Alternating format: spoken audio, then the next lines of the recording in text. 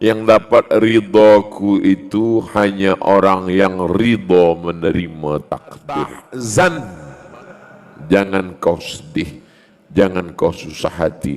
Innallaha ma'ana, Allah bersama kita.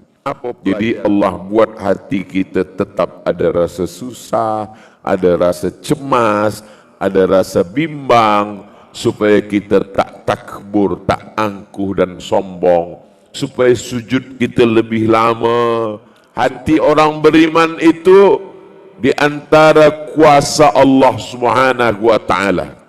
Pagi beriman, petang kafir. Senangnya hati itu sebab cinta. Kalau kita cinta, hati kita senang. Perkara utama dalam agama ini adalah mengenal Allah.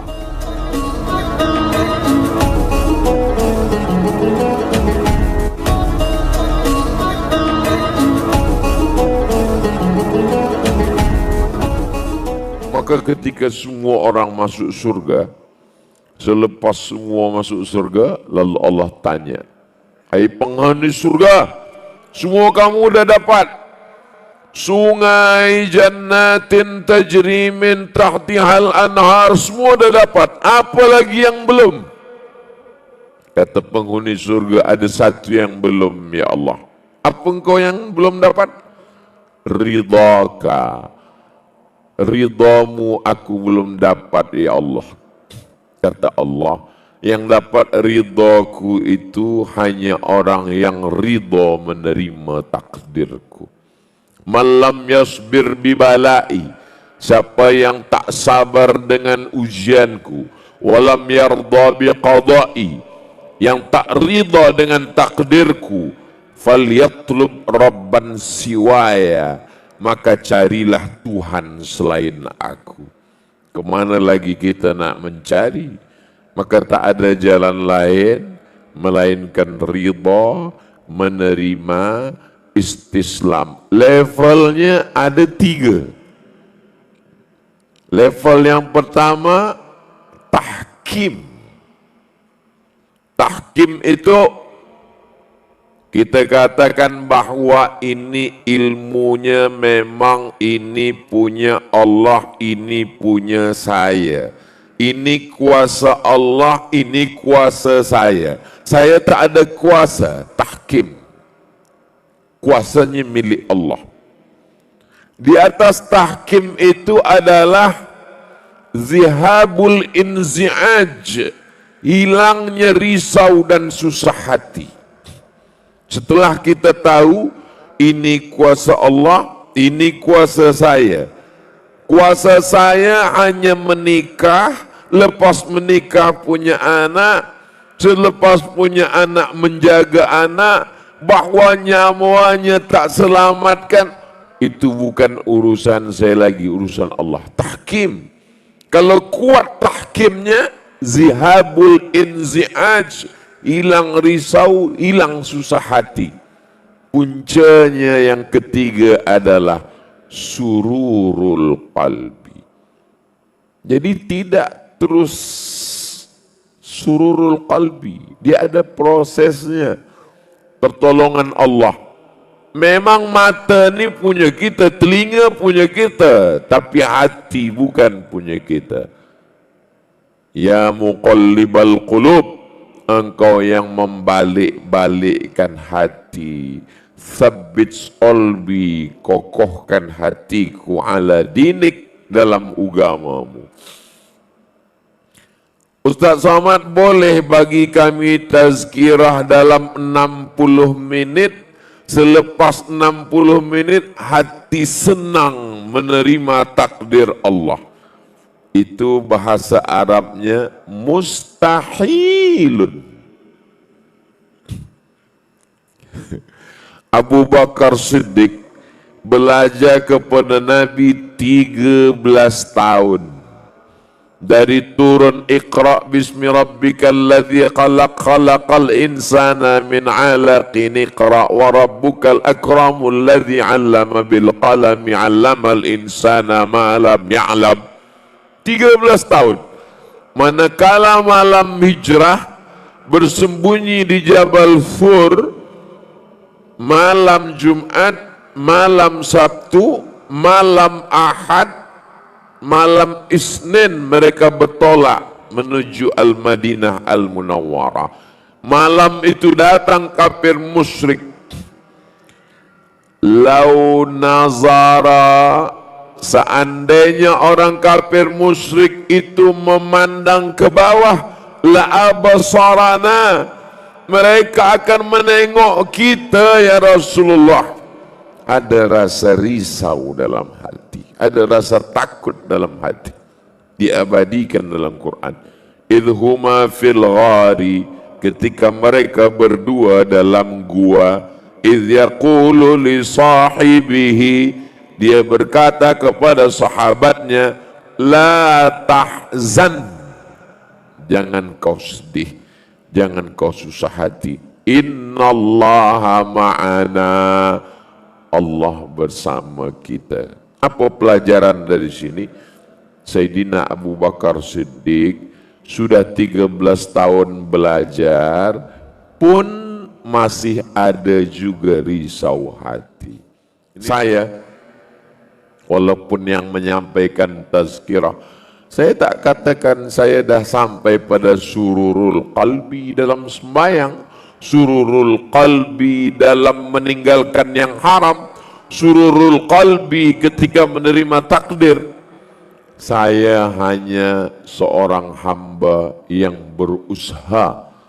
Sebab bila saya sampai ke situ, mungkin saya akan jadi orang sombong. Selepas itu saya akan mengatakan, aku Abdul Samad. Bila aku sembahyang, aku sururul qalbi. Bila saya berzakat, saya sururul qalbi. Bila datang apapun ujian, sururul qalbi. Saat itu saya sedang jatuh serendah-rendahnya karena kena penyakit kibr, angkuh, sombong. La yadkhulul jannah, tak masuk surga. Man kana fi qalbihi, siapa yang dalam hatinya mithqala habbatin min khardalin min kibrin, ada sombong, angkuh walaupun sebesar biji sawi. Jadi Allah buat hati kita tetap ada rasa susah, ada rasa cemas, ada rasa bimbang, supaya kita tak takbur, tak angkuh dan sombong, supaya sujud kita lebih lama, supaya selawat kita lebih banyak, supaya zikir kita lebih khusyuk, supaya kita merasa bukan apa-apa dan bukan siapa-siapa. Manakala kita merasa aku ni bukan apa-apa dan bukan siapa-siapa, disitulah Allah angkat derajat kita menjadi hati yang tenang. Ya ayyatuhan nafsul mutmainnah, wahai hati yang tenang. Kawan saya ni hatinya tenang, Ustaz. Dari mana awak tahu? Setiap tazkirah dia tertidur. Kalau tak tenang tak mungkin tidur. Itu tenang juga. Tapi ketenangan ni kita tak tahu, entah datang dari Allah, entah datang dari syaitan. Maka kita selalu minta kepada Allah supaya ketenangan itu datangnya dari Allah. Sebab orang yang suka muzik, mendengar muzik pun dia tenang. Orang yang suka khamar, minum khamar pun dia tenang.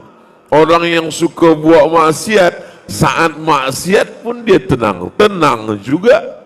Ustaz tahu dari mana? Jamaah tanya. Ustaz Samad, ada yang saya nak tanya pada Ustaz. Kenapa tanya di jalan? Kenapa tak tanya masa tazkirah? Saya malu Ustaz. Apa yang nak tanya? Saya bila dengar muzik dangdut ni, hati saya tenang betul Ustaz. Ini bukan ketenangan yang datang dari Allah Subhanahu wa ta'ala. Kita ingin ketenangan yang datang dari Allah. Bagaimana kita boleh membezakan yang datang dari Allah dengan yang bukan dari Allah Subhanahu wa ta'ala? Maka timbangannya adalah Al-Quran dan sunnah Rasulullah sallallahu alaihi wasallam.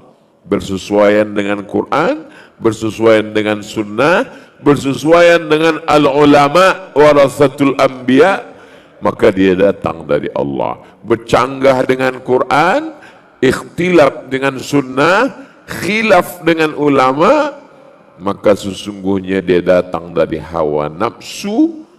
Maka kita disuruh amma man khafa maqama rabbih, takut pada Allah, wa nahan nafsa anil hawa, dari takut itu melawan hawa nafsu, fa innal jannata hiyal ma'wa, maka surgalah tempatnya, dan ketenangan hati datang dari Allah. Maka kata Nabi, qalbul mu'min baina asabi'ir rahman, hati orang beriman itu di antara kuasa Allah Subhanahu wa taala.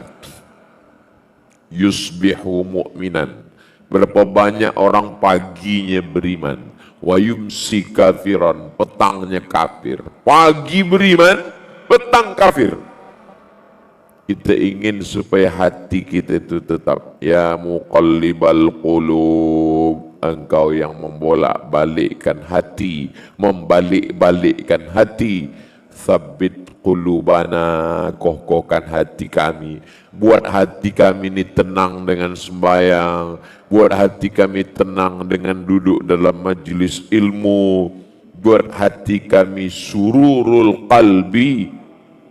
Dari mana datang sururul qalbi?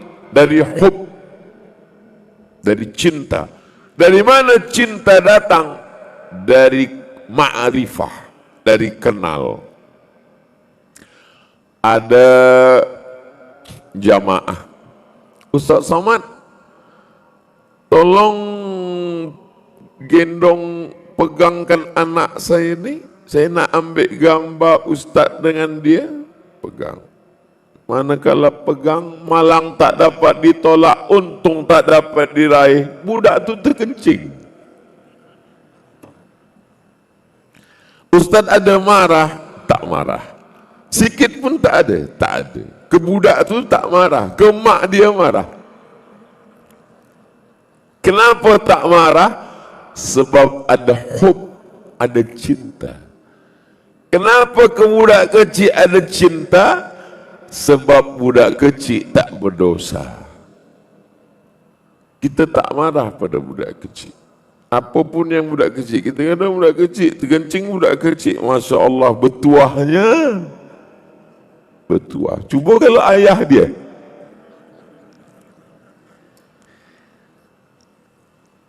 Surur, jangan bayangkan.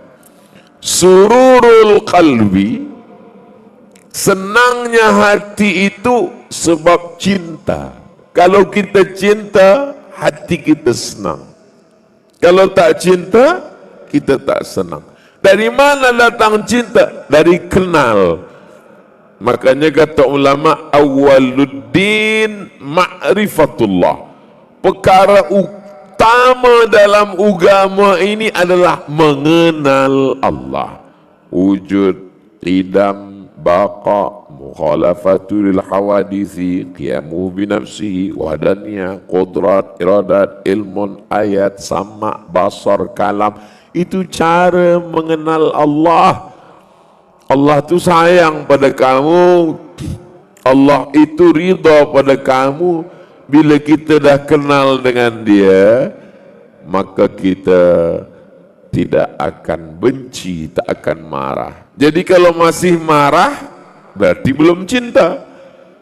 Kenapa belum cinta? Belum kenal. Oh, patutlah lagi saya marah dengan saya, Pak Ustaz. Belum cinta. Kenapa belum cinta? Belum kenal. Jadi ridha, kita senang hati sebab ada cinta. Cinta datang dari pengenalan yang sempurna. Kenal ilmu. Siapa yang mengenalkannya? Ulama mengenalkan Allah melalui Al-Quran dan Sunnah Rasulullah sallallahu alaihi wasallam.